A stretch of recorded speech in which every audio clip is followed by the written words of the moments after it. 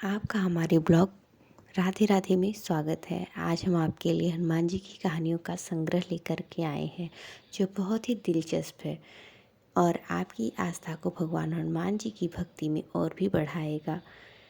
इस हमें उम्मीद है कि आपको हमारी यह संग्रह पसंद आएगी और आप इसे दूसरों के साथ अवश्य साझा करेंगी।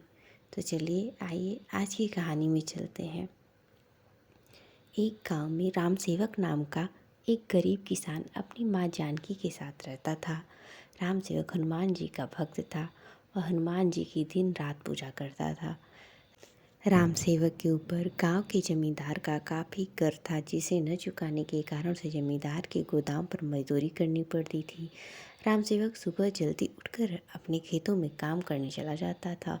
वहां से आने के बाद वह जमींदार के गोदाम पर जाकर मजदूरी करता था। एक दिन राम सेवक रात को वापस आ रहा था, तभी उसे किसी की रोने की आवाज़ सुनाई दी। गौर से देखा तो एक पेड़ के नीचे बैठी एक बूढ़ी महिला थी। राम सेवक ने उससे पूछा, माजरा क्या है, आप क्यों रो रही हो? तब बुढ़िया माई ने कहा, बेटा, मेरे बेटे ने मुझे घर से बाहर निकाल दिया है।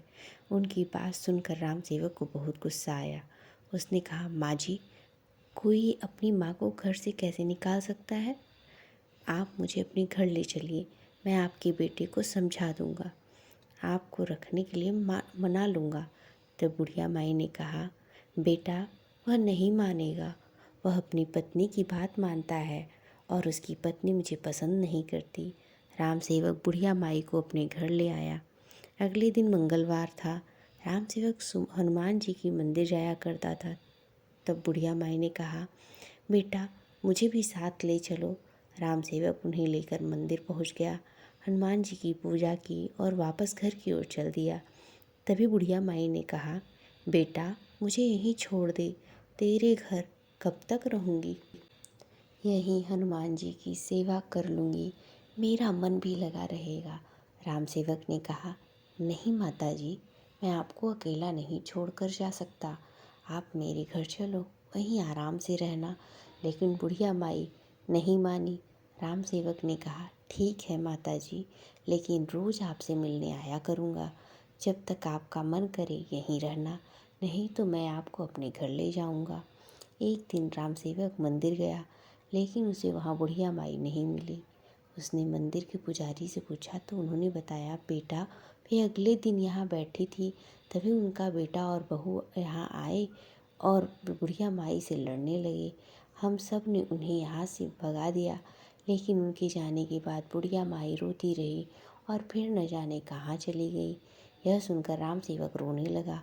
वह हनुमान जी के सामने जाकर कहने लगा, हे बजरंगबली, मैं आपके भरोसे माँ जी को यहाँ छोड़ गया था, जाने कहाँ होंगी भूखी प्यासी, उनकी रक्षा करो बाबा और मुझे उनसे मिला दो। ऐसा कहकर राम सेवक वहीं मंदिर में बुढ़िया माई का इंतजार करता रहा। अगले दिन वह जमींदार के पास गया और उनसे कहा, मेरी माँ जी कहीं खो गई हैं, उन्हें ढूंढने की छुट्टी चाहिए। जमींदार ने कहा, ढूंढने निकल जा, लेकिन केवल 2 दिन की छुट्टी मिलेगी। राम सेवक ढूंढने निकल जाता है। ढूंढते ढूंढते एक घर भी पहुंच जाता है। उसे बहुत भूख लगी थी, खाने की तलाश में चलने लगता है। तभी उसके कानों में भगवान राम के भजन सुनाई देते हैं। वह आगे जाता है तो देखता है कि एक साधु बाबा पेड़ के नीचे बैठे भजन कर रहे थे। राम सेवक ने उनसे कहा, बाबा, मैं बहुत भूखा हूँ, कुछ खाने को मिल सकता है क्या? साधु बाबा ने कहा, बेटा, तो सच्चे मन से परोपकार करने निकला है। जिसे अपने बेटे ने निकाल दिया, उसे तू जंगल जंगल ढूंढ रहा है। यह सुनकर राम सेवक को बहुत आश्चर्य हुआ।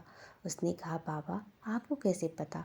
तभी वह साधु हनुमान जी के रूप में परिवर्तित होकर के प्रकट हो गए और बोले, मैं तेरी भक्ति और दया भावना से बहुत प्रसन्न हूँ। जिस बुढ़िया माई को तू ढूंढ रहा है वह माँ लक्ष्मी थी, और जिस बहू बेटों के बारे में उन्होंने बताया था कि वे कलयुग का झूठा कांत और उनकी पत्नी थी, वह अपने स्वभाव के कारण माँ लक्ष्मी का अनादर करते रहते थे, जिससे दुखी होकर माँ लक्ष्मी इस संसार में विचरण कर रही थी। लेकिन तूने गरीब और कर्जदार होते हुए भी उन्हें अपने घर में शरण दी। अपना कार्य छोड़कर निस्वार्थ भाव से उन्हें ढूंढने निकला है। राम सेवक की आंखों में आंसू बह रहे थे। वह बोला, माँ लक्ष्मी ने स्वयं मेरे घर में वास किया, लेकिन मैं उन्हें पहचान नहीं पाया। यह कहकर वह रोने लगा। तब हनुमान जी ने कहा, माँ लक्ष्मी की कृपा और भक्ति के कारण तेरे सारे कष्ट मिट जाएंगे। अपने घर जा, वहाँ धन धान्य के ढेर लगे हैं और तेरे घर में हमेशा माँ लक्ष्मी का वास रहेगा। मैं हमेशा तेरे साथ रहूँगा। इतना कहकर हनुमान जी अंतर्ध्यान हो गए। राम सेवक घर आकर देखता है तो उसका घर धन धान्य से भरा हुआ था। अगले दिन उसने जमींदार का सारा कर्ज उतार दिया और वह अपने खेतों पर काम करने लगा। साथ ही हर दिन हनुमान जी के मंदिर में जाकर उनकी भक्ति करने लगा। मित्रों, आप यह कहानी कैसी लगी हमें कमेंट बॉक्स में ज़रूर बताएं और अपना सुझाव हमें ज़रूर दें। फिर मिलते हैं नई वीडियो में नई कहानी के साथ। तब तक के लिए अपना और अपनों का ख्याल रखें। फिर मिलते हैं। राधे राधे।